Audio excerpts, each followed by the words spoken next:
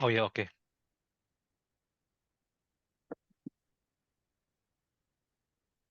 Oke, udah bisa Om harusnya. Ya udah, siapa yang akan doa? Minta tolong gadis bisa doa atau Rafael di situ.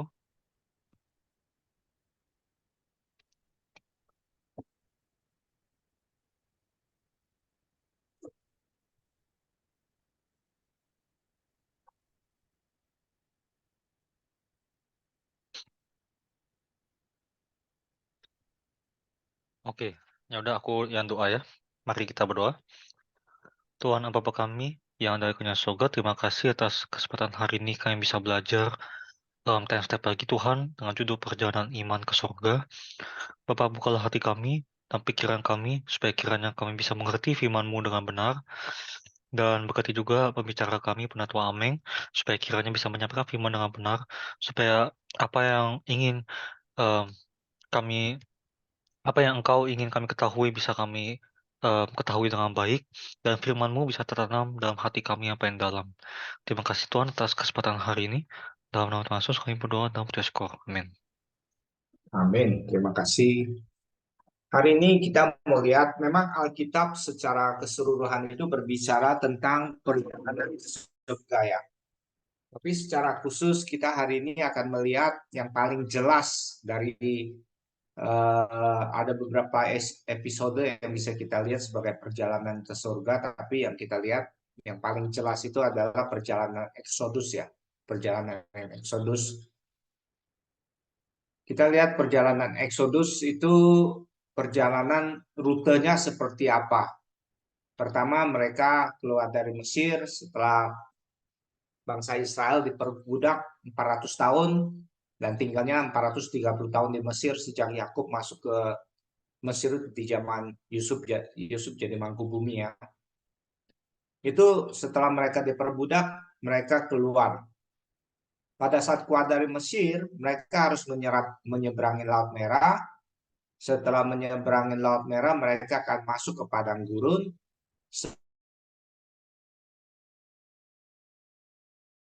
baru sampai ke tanah perjanjian, tanah Kanaan. Ini secara kasar adalah rutenya. Tapi kalau kita benar-benar mau lihat secara detail dalam kehidupan kita sehari-hari, kita bisa melihat di buku sejarah penebusan tentang 42 kemah di padang gurun itu berbicara tentang apa yang sebenarnya kita alami di dalam perjalanan kehidupan kita untuk sampai ke tanah Kanaan ini. Ya, hari ini kita nggak bahas detail, tapi kita akan bahas secara garis besarnya aja, outline-nya apa yang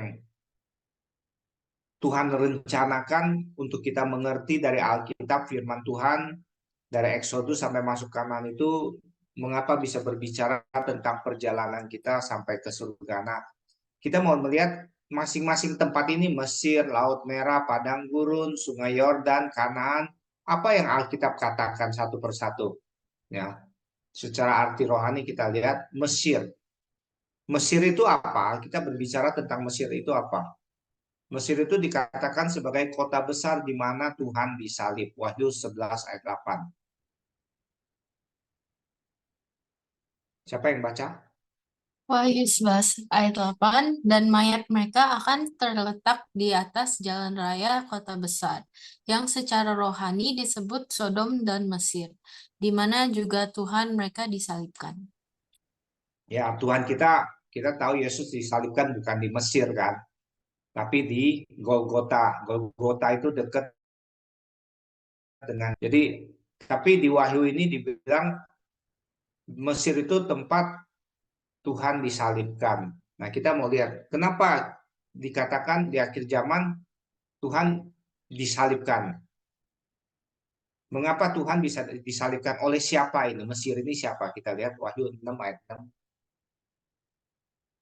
Nah, sorry, Ibrani 6 ayat 6. Namun yang murtad lagi tidak mungkin dibaharui sekali lagi demikian. sedemikian hingga mereka bertobat, sebab mereka menyalibkan lagi anak Allah bagi diri mereka dan menghinanya di muka umum. Ya, dikatakan di sini murtad lagi. Kan kita udah belajar kemarin tentang pengetahuan adalah hidup kekal harus mencapai kesempurnaan. Nah, apakah kita bisa menyalibkan Yesus lagi? Jawabnya bisa.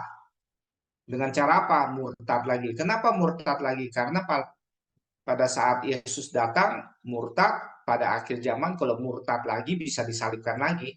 Ya, bisa manusia bisa menyalibkan anak manusia lagi yang akan datang di akhir zaman gitu. Yang murtad lagi. Nah, kita lihat satu lagi, kota di mana umat Allah diperbudak. Imamat 26:13. Akulah Tuhan Allahmu yang membawa kamu keluar dari tanah Mesir, supaya kamu jangan lagi menjadi budak mereka. Aku telah mematahkan kayu kuk yang di atasmu dan membuat kamu berjalan tegak. Ya, di sini dibilang Mesir itu adalah tempat umat diperbudak, ya, umat diperbudak. Nah, ini adalah apa Alkitab menyaksikan seperti itu. Kita simpen dulu poin-poin ini sampai nanti kita terakhir di kesimpulan itu seperti apa ya. Kita simpen dulu. Jadi intinya adalah kota besar di mana Tuhan disalibkan. Mengapa Tuhan disalibkan? Karena orang-orang murtad lagi. Dan tempat itu Mesir adalah tempat di mana umat Tuhan diperbudak.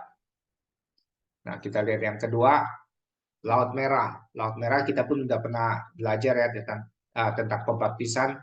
Menyeberangi Laut Merah adalah simbol dari pembaptisan. 1 Korintus 10 ayat 2. Untuk menjadi pengikut Musa, mereka semua telah dibaptis dalam awan dan dalam laut. Ya, jadi menyeberang Laut Merah itu arti rohaninya juga adalah pembaptisan. Inti dari pembaptisan itu adalah pertobatan. Kisah 13:24. Jelang kedatangannya, Yohanes telah menyerukan kepada seluruh bangsa Israel supaya mereka bertobat dan memberi diri dibaptis. Nah, kita nggak usah jelasin terlalu detail ya. Kita lewat aja karena ini semua udah pernah kita pelajari.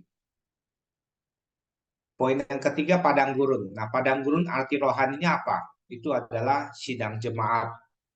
Kisah 7 ayat 38. Musa inilah yang menjadi pengantara dalam sidang jemaah di padang gurun di antara malaikat yang berfirman kepadanya di Gunung Sinai dan nenek moyang kita. Dan dialah yang menerima firman-firman yang hidup untuk menyampaikannya kepada kami. Ya, jadi padang gurun ini dikatakan adalah sidang jemaat. Sidang jemaat itu adalah gereja. Jadi padang gurun ini adalah simbol gereja. Nah, di padang gurun apa yang Tuhan inginkan dari umat Israel? Untuk rendah hati dan nurut. Ulangan 8 ayat 2. Ingatlah kepada seluruh perjalanan yang kau lakukan atas kehendak Tuhan Allahmu di padang gurun selama 40 tahun ini dengan maksud merendahkan hatimu dan mencobai engkau untuk mengetahui apa yang ada dalam hatimu, yakni apakah engkau berpegang pada perintahnya atau tidak.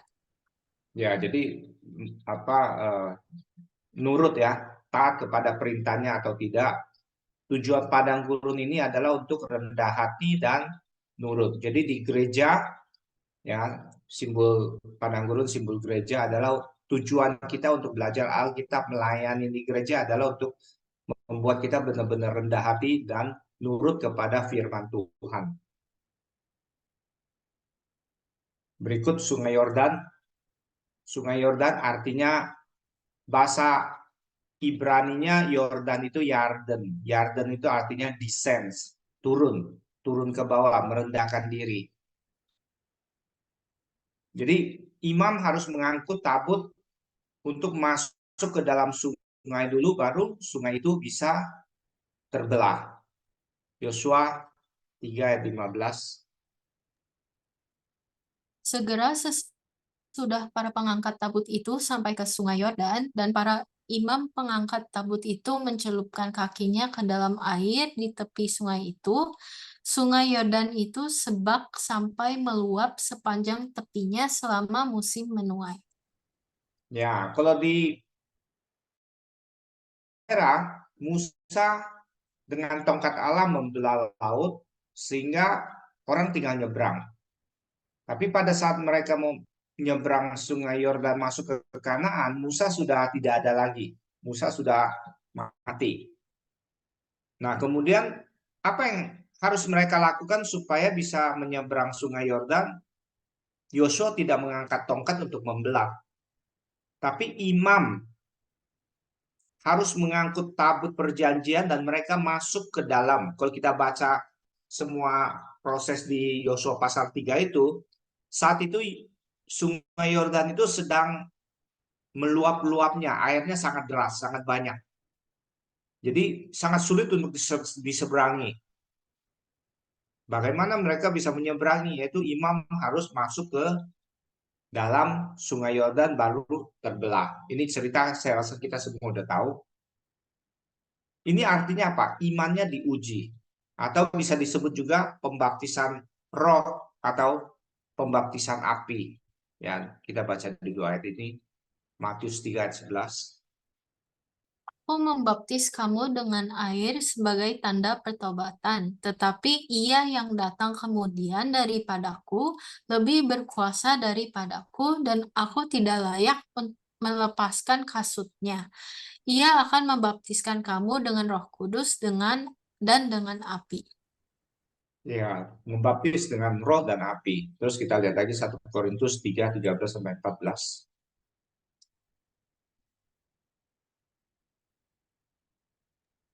Sesekali kelak pekerjaan masing-masing orang akan nampak, karena hari Tuhan akan menyatakannya, sebab Ia akan nampak dengan api, dan bagaimana pekerjaan masing-masing orang akan diuji oleh api itu. Jika pekerjaan yang dibangun seseorang tahan uji, ia akan mendapat upah. Ya, jadi kenapa Sungai Yordan ini disebut sebagai tempat iman diuji atau pembaptisan Roh Kudus, pembaptisan api? Karena untuk masuk ke tanah Kanaan, pertama-tama kita yang sudah terima firman itu kan juga dibilang imamat yang rajani. Kita adalah imam-imam Tuhan. Kalau kita adalah imam Tuhan, tugas kita adalah apa? Mengangkut tabut. Artinya apa? Kita memikul firman. Firman beserta dengan kita. Kalau firman beserta kita, baru kita bisa masuk ke Sungai Yordan. Tadi Sungai Yordan ini bilangnya apa? Yarden kan? Rendah. Jadi kalau kita lihat di peta atau melihat posisi Sungai Yordan ini, sebenarnya lembah Yordan itu sudah di bawah laut kurang lebih 400 meter. Jadi posisi lembah Yordan itu tempat yang boleh dikatakan paling rendah di dunia. Posisinya kurang lebih 400 meter di bawah permukaan laut. Jadi kan ada laut ya, rata-rata itu permukaannya ada, makanya kita bilang, oh tinggi gunung itu 3.000 meter misalnya. Gunung gunung apa ya? Misalnya Gunung Agung 3.300 misalnya. Nah, kenapa 3.300 itu berdasarkan rata-rata permukaan air sampai ke atas, tapi ada tempat-tempat tertentu yang tempatnya itu di bawah permukaan laut. Nah, salah satu yang paling rendah ini adalah lembah Yordan.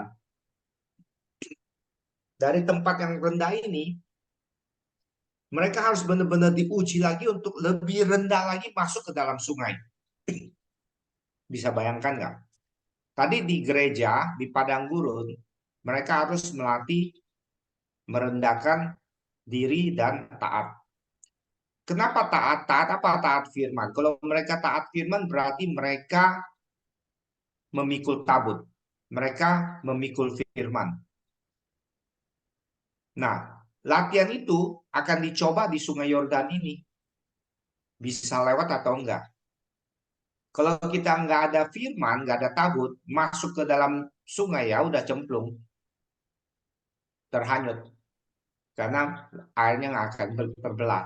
Karena iman lah, karena kepercayaan dan kerendahan hati kita bisa turun sampai ke bawah, baru sungai itu bisa terbelah dan kita bisa nyebrang masuk ke tanah perjanjian yang terakhir. Kanaan. Kanaan itu apa? Tanah perjanjian bagi nenek moyang iman. Keluaran 13 ayat 11. Apabila engkau telah dibawa Tuhan ke negeri orang Kanaan, seperti yang telah dijanjikannya dengan sumpah kepadamu dan kepada nenek moyangmu, dan negeri itu telah diberikannya kepadamu. Ya, telah diberikan kepadamu itu seolah-olah berbicara kepada orang Israel keturunan Abraham kan. Tapi janji ini juga untuk kita. Roma 4 ayat 16. Karena itulah kebenaran berdasarkan iman supaya merupakan kasih karunia, sehingga janji itu berlaku bagi semua keturunan Abraham, bukan hanya bagi mereka yang hidup dari hukum Taurat, tetapi juga bagi mereka yang hidup dari iman Abraham, sebab Abraham adalah bapa kita semua. Ya, jadi kita pun menerima janji ini, menerima janji untuk bisa mendapat tanah perjanjian. Nah, tanah perjanjian ini adalah apa? Simbol dari kerajaan surga. Makanya masuk ke kerajaan surga ini pun adalah janji. Yakobus 2 ayat 5.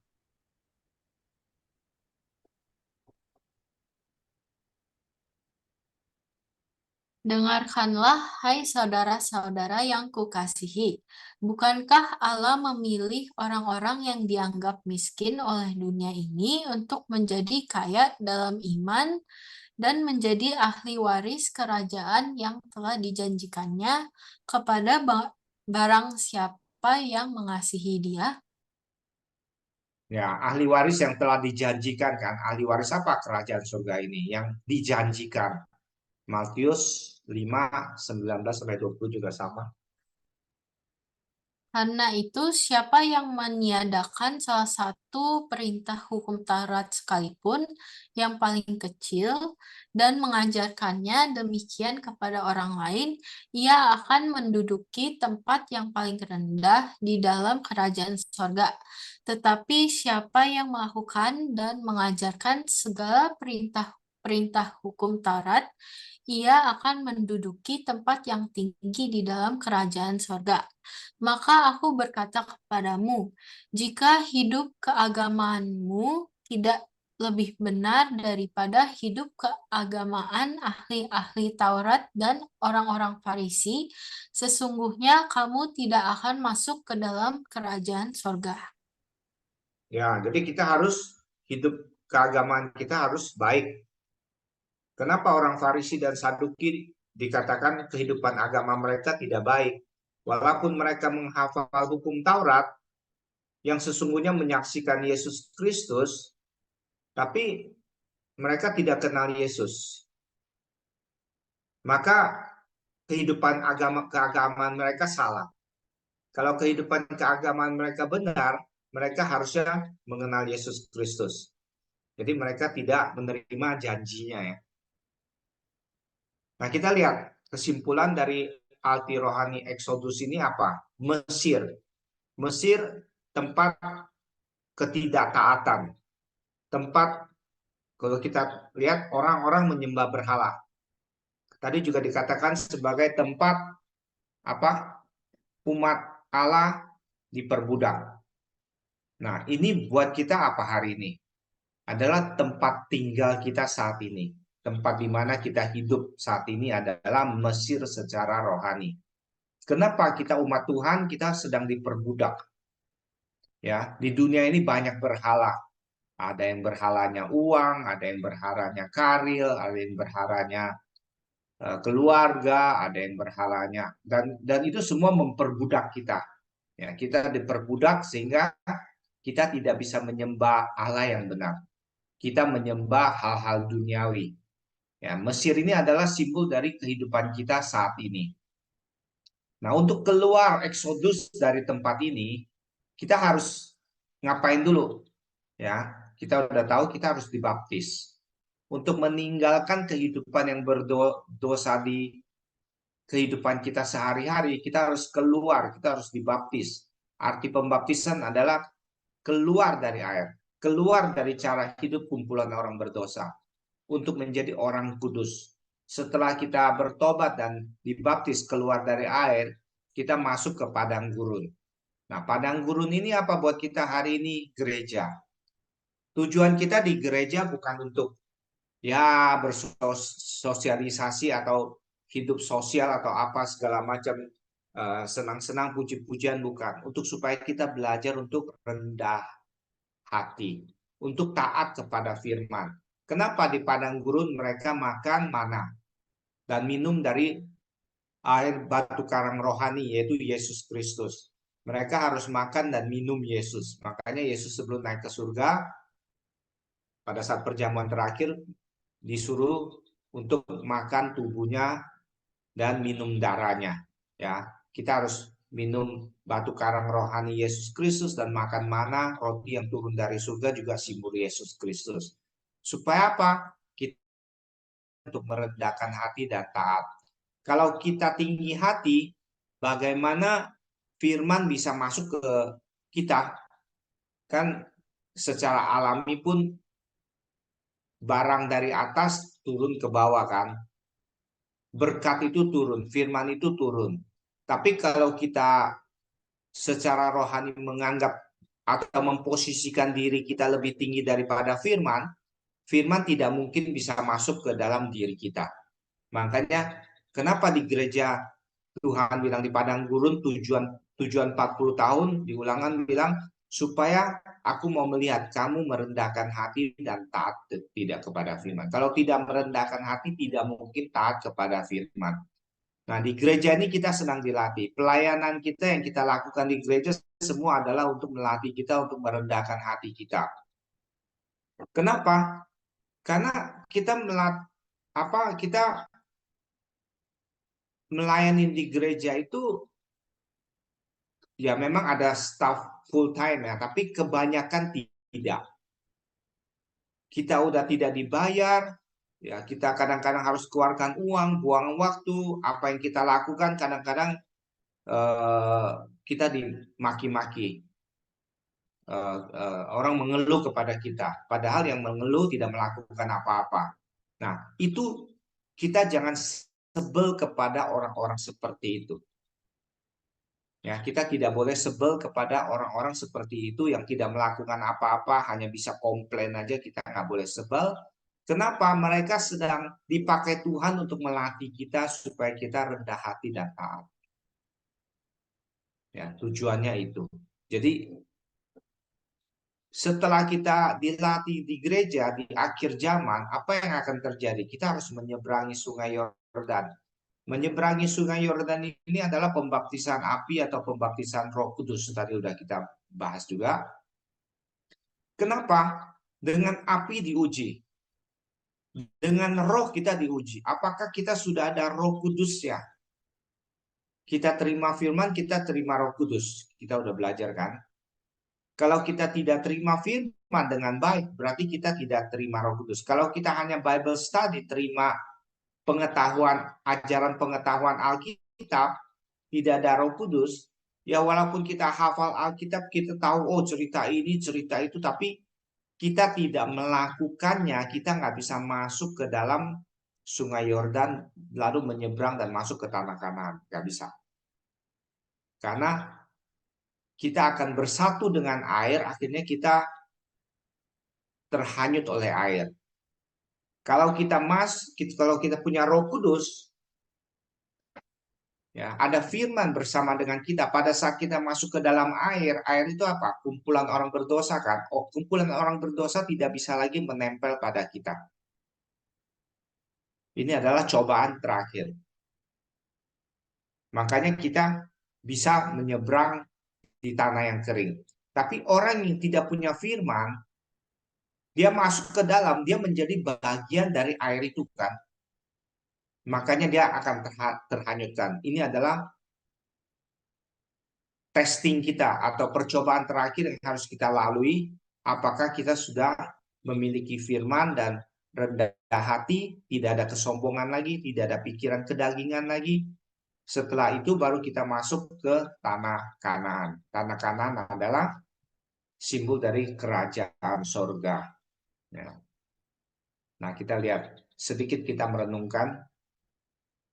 Ada berapa orang yang dihitung pada saat keluar dari Mesir? Ya, kita semua udah hafal ya. 603.550 orang yang berumur 20 tahun ke atas. Ya, coba kita baca di Bilangan 1, 45 sampai 46. Jadi semua orang Israel yang dicatat menurut suku-suku mereka, yaitu orang-orang yang berumur 20 tahun ke atas dan yang sanggup berperang di antara orang Israel. Berjumlah 603.550 orang. Ya, dari ini generasi pertama yang dihitung, ada berapa orang yang bisa masuk ke tanah Kanaan? Semua udah bisa jawab lah. Ada dua, yaitu Joshua dan Kaleb. Bilangan 14:30. Bahwasanya kamu ini tidak akan masuk ke negeri yang dengan mengangkat sumpah telah kujanjikan akan kuberi kamu diami, kecuali Kaleb bin Yefune dan Yosua bin Nun. Ya, hanya dua orang ini. Mengapa mereka boleh masuk? Ya, mengapa mereka kedua orang ini boleh masuk? Karena pertama jiwanya lain. Bilangan 14:24.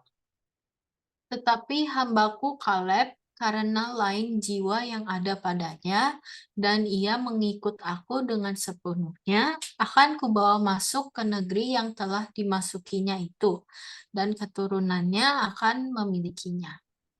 Ya, amin. Ya, satu lagi, ikut Tuhan dengan sepenuh hati, tidak setengah-setengah. Bilangan 32:12. Nah, kecuali Kaleb bin Yefune, orang Kenas itu, dan Yosua bin Nun, sebab keduanya mengikut Tuhan dengan sepenuh hatinya. Ya, nah terus mengapa yang lain tidak bisa ikut? Nah, kita lihat Bilangan 14:22 sampai 23. Semua orang yang telah melihat kemuliaanku dan tanda-tanda mujizat yang kuperbuat di Mesir dan di padang gurun, namun telah 10 kali mencobai aku dan tidak mau mendengarkan suaraku, pastilah tidak akan melihat negeri yang kujanjikan dengan bersumpah kepada nenek moyang mereka. Semua yang menista aku ini tidak akan melihatnya. Ya, dari sini apa yang bisa kita pelajari? Apa yang bisa kita renungkan? Pertama-tama kita melihat Joshua Caleb dibilang apa? Jiwanya lain. Ikut Tuhan dengan sepenuh hati. Bagaimana mereka bisa mengikut Tuhan dengan sepenuh hati dan bisa memiliki jiwa yang lain? Kalau kita tanya kepada orang-orang Kristen, mau masuk surga nggak? Pasti jawabnya mau. Wah, saya mau masuk surga. Pasti mau. Kenapa mau masuk surga? Mungkin 80-90% bilang, ya surga kan enak, udah nggak ada air mata, nggak ada kesusahan, ya adanya cuman kebahagiaan, ya nggak ada penderitaan lagi, nggak usah pusing lagi kayak kita hidup di dunia, mau pergi ke surga aja. Dan kalau kita lihat dari renungkan kita 4 poin ini, orang-orang seperti itu yang menjawab seperti itu tidak bisa masuk ke dalam kerajaan surga. Ya. Sebagian besar dari orang Israel pada saat mereka keluar dari Mesir, apa yang mereka dengarkan hanyalah firman yang mereka dengar secara kedagingan aja. Karena Tuhan bilang mau bawa ke tanah perjanjian, tanah Kanaan yang penuh dengan susu dan madu. Yang mereka pikirkan hanya susu dan madu. Susu dan madu itu adalah apa? Simbol apa? Simbol berkat. Jadi hanya pikirkan berkat, berkat, berkat, mau hidup enak, nggak mau susah lagi, mau apa. Tapi pada saat di padang gurun, pada saat ada satu purpose, satu tujuan Tuhan untuk melatih mereka untuk supaya bisa lolos tes untuk masuk ke dalam kerajaan surga, mereka gagal semua. Kenapa gagal? Karena fokusnya adalah hal-hal kedagingan. Hal-hal kedagingan ini kenapa masih ada sama mereka dan sampai hari ini? Karena pada saat di Taman Eden, Adam digoda. Ya, kita udah belajar tentang penciptaan dan kejatuhan kan minggu lalu. Apa yang ular katakan kepada Adam dan Hawa adalah hal-hal yang bersifat kedagingan. Sedangkan apa yang Tuhan katakan kepada Adam adalah hal-hal yang bersifat secara rohania. Tuhan bilang, pada hari engkau memakan buah pengetahuan baik dan jahat, pasti engkau mati. Tapi si ular, iblis, berkata kepada Adam dan Hawa bahwa, oh nggak apa-apa, kalian makan, kalian nggak akan mati. Karena Allah tahu bahwa pada saat engkau memakannya, mata kamu akan terbuka, kamu bisa membedakan baik dan jahat seperti Allah, katanya. Pada saat Adam dan Hawa mendengar itu, mereka tertarik dan makan. Pada saat mereka makan, apa yang terjadi? Mereka tidak mati. Mata mereka terbuka, mereka bisa membedakan yang baik dan jahat. Kalau kita lihat secara kedagingan, secara harafiah, apa yang ular katakan itu lebih benar daripada yang Allah katakan. Tapi sebenarnya Allah katakan itu tentang hidup dan mati itu adalah secara roh. Karena pada saat tidak taat kepada firman, pada saat kita mendengar perkataan iblis, roh kita hilang, akhirnya kita mati di hadapan Tuhan. Kepada jemaat di Sardis, di Wahyu pasal 2 bilang, engkau dikatakan hidup padahal engkau mati. Dan juga Yesus berkata kepada muridnya yang mau ikut, bilang, oh orang tua saya mati, saya mau kuburkan orang tua dulu ya, tunggu ya Yesus. Ya, Yesus bilang apa? Biarkan orang mati menguburkan orang matinya. Jadi konsep Tuhan melatih kita untuk merendahkan hati di padang gurun untuk terima firman adalah proses kita mengubah pikiran kedagingan menjadi pikiran roh. Kalau kita memiliki pikiran roh, kita bisa seberang sungai Yordan, kita bisa masuk ke tanah Kanaan. Jadi fokus Joshua dan Kaleb harus sama. Fokusnya apa bagi Joshua dan Kaleb? Yang jiwanya lain dan ikut Tuhan dengan sepenuh hati, mereka tidak mengharapkan atau tidak berpikir tentang susu dan madu. Kita ke gereja hidup beriman, fokus kita bukan berkat, tapi taat kepada firman. Hal yang sangat signifikan yang kita bisa ketemukan Joshua dan Kaleb adalah pada saat mereka mengintai tanah Kanaan. Pada saat 10 orang berkata tentang orang-orang Kanaan yang adalah raksasa, kita ini seperti belalang, ya kita akan ditelan habis orang mereka, kita akan nggak mungkin bisa menang mereka, tembok mereka sampai ke langit, mereka sangat kuat, terus mereka pemakan manusia, ya ngomongnya yang ngeri-ngeri, nggak mungkin kita bisa masuk ke tanah seperti itu, yang 10 bilang. Itu mayoritas. Tapi Joshua dan Kaleb marah, mengoyakkan bajunya, itu tanda kemarahan yang luar biasa. Bilang, enggak, Tuhan sudah janjikan bisa. Kita bisa telan mereka. Tapi karena mereka kalah suara, akhirnya mereka mau dilemparin batu kan, tapi kemuliaan Tuhan datang.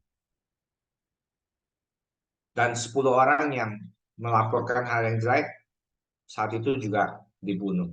Jadi kita bisa melihat tujuan kita hari ini untuk mau masuk surga adalah karena janji Tuhan.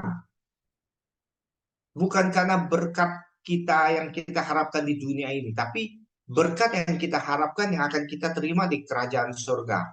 Kalau kita bisa memiliki pandangan seperti itu, pada saat kita melakukan pelayanan, pada saat kita hidup di dunia saat ini, kita tidak akan mengeluh kepada Tuhan. Kita tidak akan mengeluh kepada pendeta, kita tidak akan mengeluh kepada siapapun terhadap kesulitan-kesulitan yang kita hadapin di hadapan kita saat ini. Kita tidak akan mengeluh. Kenapa? Masalah-masalah itu adalah melatih kita untuk merendahkan hati kita. Makanya jangan keraskan hati kita, ada masalah, bagaimana kita untuk bisa membereskan permasalahan itu. Dengan cara berdoa, dengan cara merenungkan firman, apa yang Tuhan inginkan. Karena segala masalah pasti akan berlalu. Kita tidak mungkin hidup di dalam satu masalah itu terus-menerus, tidak mungkin. Segala sesuatu akan berlalu. Ya, makanya kita harus benar-benar memiliki cara pikir yang benar sesuai dengan kehendak Tuhan. Dengan apa? Bersabar, berdoa, memiliki pengharapan, taat kepada firman, dan rendah hati. Jangan menjadi sombong. Kadang-kadang kita di hadapan Tuhan kita bisa sombong, nggak? Sangat bisa. Udahlah, udah doa Tuhan nggak kabulkan. Saya nggak mau doa lagi. Saya nggak mau pelayanan lagi. Yang ngambek sama Tuhan. Itu adalah bentuk sungut-sungut kita terhadap Tuhan. Kita tidak boleh ngambek kepada Tuhan. Kalau doa kita belum dikabulkan, ada dua. Mungkin kita salah berdoa. Kita berdoa untuk sesuatu yang bukan untuk kemuliaan Tuhan, tapi untuk memuaskan nafsu kedagingan kita. Atau mungkin doa kita baik, tapi belum saatnya kita menerimanya. Ya, karena kalau Tuhan terlalu cepat berikan kepada kita berkat itu, mungkin kita menjadi sombong. Akhirnya kita jatuh lagi. Karena Tuhan sayang kepada kita, Tuhan selalu memberikan apa yang dikatakan di Alkitab. Segala sesuatu indah pada saatnya. Bukan kita yang tentukan, karena kita tidak tahu baik atau jahat. Kita harus membuang segala baik dan jahat yang ada di dalam diri kita. Kita berserah kepada Tuhan, sehingga pada saat kita minta Tuhan kasih, puji Tuhan. Pada saat kita tidak dikasih, ya mungkin itu tidak cocok untuk saya, atau belum waktunya. Kita juga puji Tuhan. Ya, kita harus melatih seperti itu. Kita harus belajar dari Joshua dan Kaleb, memiliki persepsi dan cara pikir yang benar tentang kehidupan kita di padang gurun, yaitu kehidupan kita di gereja, dan juga kita jangan ikut mayoritas dari 603.000 orang, 603.548 orang, dan yang lain-lain yang hanya berfokus kepada pikiran-pikiran kedagingan saja. Nah, dengan demikian kita pasti, karena Tuhan telah janjikan, bisa masuk ke dalam kerajaan surga. Amin. Tuhan memberkati. Sekian. Thank you, Om Ameng firmannya. Ya, Oke, sama-sama. kita masuk ke sesi Q&A. Ini ada yang tanya nih, Om. Bisa lihat screen-nya? Bisa. Apakah Oke. harus melepaskan semua pikiran dan hal dunia biar bisa menyeberangi sungai? Ya pasti. Pasti. Segala pikiran duniawi, pikiran kedagingan itu memang harus kita lepaskan. Untuk itulah kita berlatih di gereja. Apa maksudnya Yosua dan Kaleb memikiri roh dan jiwa yang lain? Apakah mereka terlahir begitu? Ya, ini sekali lagi Alkitab itu dituliskan sebagai contoh bagi kita. Ya, kalau kita bisa ikut mereka, kita tahu kehendak Tuhan seperti apa, kita harus mencontoh mereka, ya kita bisa dianggap sebagai apa? Ya terlahir seperti itu. Itu adalah teori apa? Predestinasi. Ya, bisa kita anggap sebagai teori predestinasi. Jadi ada orang-orang yang memang ditentukan seperti itu, tapi apakah itu ditentukan? Alkitab tidak mengatakan dengan jelas seperti itu. Tapi yang pasti Alkitab adalah firman Tuhan yang dituliskan untuk contoh kita yang hidup di akhir zaman. Kita tidak perlu memikirkan apakah mereka terlahir seperti itu atau enggak. Tapi yang penting buat kita hari ini adalah bagaimana kita berusaha untuk bisa hidup seperti Joshua dan Caleb. Memiliki hati, persepsi, cara pandang ya terhadap kehidupan ini dengan cara apa? Taat kepada firman Tuhan, membuang segala pikiran duniawi, membuang segala pikiran nafsu kedagingan kita, karena kita manusia tidak terlepas dari segala nafsu kedagingan kan. Kita mau hidup enak, kita mau hidup nyaman, kita mau yang bagus-bagus. Tapi pada saat yang tidak bagus datang, kita tidak mau. Tapi pada saat yang tidak bagus datang itu sebenarnya apa? Sedang melatih kita. Ya, Joshua dan Caleb melihat suku Enak yang adalah raksasa besar sekali. Mereka tidak menggunakan mata jasmani untuk melihatnya. Sedangkan yang 10 lagi menggunakan mata jasmani untuk melihat. Tapi mereka menggunakan mata rohani bahwa raksasa-raksasa itu bisa kita telan. Karena apa? Tuhan beserta kita. Tuhan janji bahwa kita akan masuk ke tanah Kanaan. Hari ini pun kita sama. Ada masalah besar apapun di depan kita seperti raksasa yang menghalangi kita, permasalahan yang kita hadapi di dalam kehidupan ini, kita bisa telan itu. Nah, pada saat kita memiliki iman untuk menelan semua masalah itu seperti Joshua dan Caleb mengatakan kepada orang Israel, orang bangsa Enak itu bisa kita telan, maka masalah itu akan hilang. Masalah itu akan selesai. Kenapa? Karena dengan iman kita sudah menelannya. Karena Tuhan beserta kita. Ya, apakah sudah terjawab? Kalau belum ditanyakan lagi. Oke, thank you Om Meng jawabannya. Ada yang mau bertanya lagi? Ini bisa di-scan aja. Kalau mau secara anonimus. Tapi kalau misalnya mau tanya langsung juga boleh. Kalau misalnya kita sudah punya prinsip dalam hidup kita tentang supaya gak melihat kepada kalau kalau misalnya kita sudah punya prinsip dalam hidup kita tentang supaya gak melihat kepada dunia, maksudnya apa ya? Tapi orang sekitar kita tuh secara halus selalu memaksa kita hidup dalam keduniawian. Kira-kira gimana ya? Orang terdekat tidak bisa putus relasi. Nah gini, ini adalah tantangan buat kita. Jangan sampai kitanya yang ditarik kembali ke dunia, tapi kita yang harus menarik mereka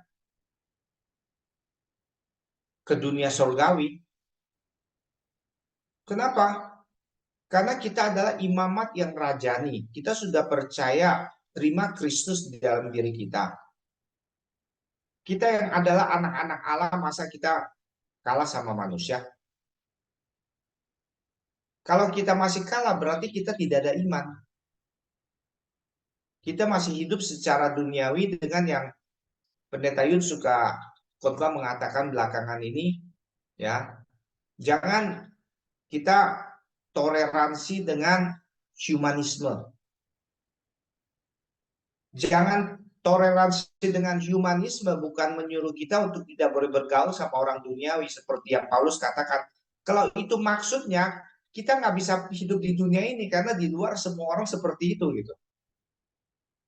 Kita nggak bisa kerja, kita nggak bisa sekolah, kita nggak bisa ngapa-ngapain karena di luar orang-orang seperti itu. Tapi jangan tolerir secara humanisme, artinya apa? Jangan karena teman dekat ngajak kita ke duniawi, kita ikut jadi ke duniawi. Tapi sebaliknya, kita ambil mereka, kita tarik mereka ke dunia rohani. Jangan sampai putus relasi, karena bukan kehendak Tuhan.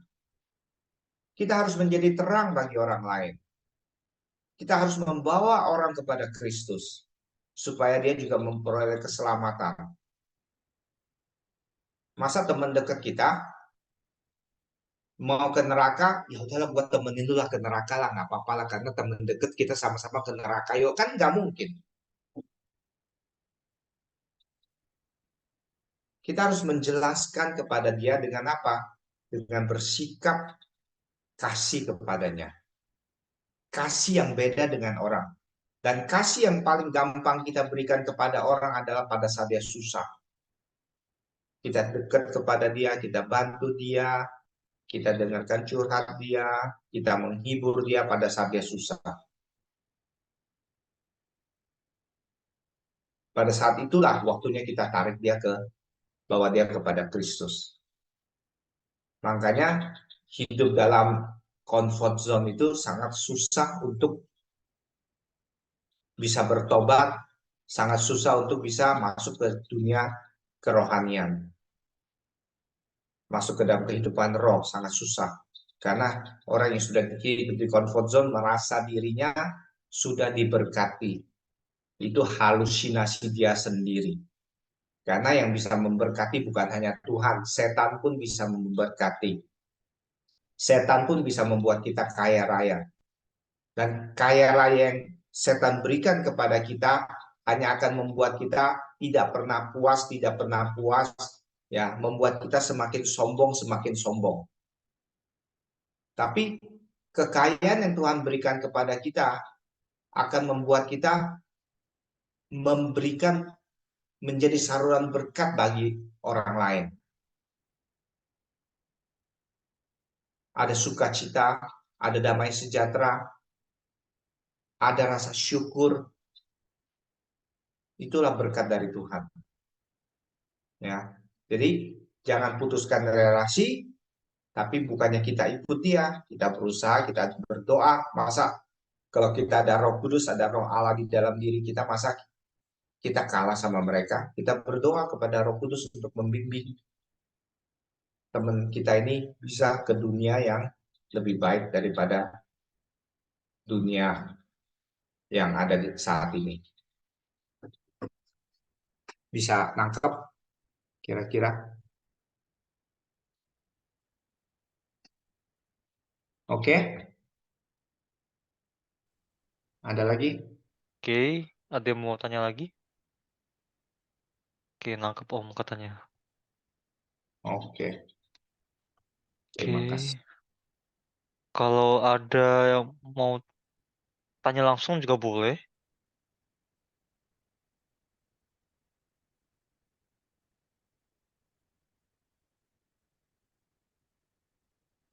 Oke, Cukup ya? berarti cukup Om. Iya, Oke, kita tutup dengan doa Bapak kami ya. oke. Kami surga doa salam kita kerajaan. Tidak kamu seperti surga. Dari dimana kami sukanya. Untuk usaha kami seperti kami juga mempunyai usaha berkat. Jangan kami mencoba tapi pasal Saya kerajaan kuasa sampai amin. kekuasaan kekal sampai selamanya. Amin.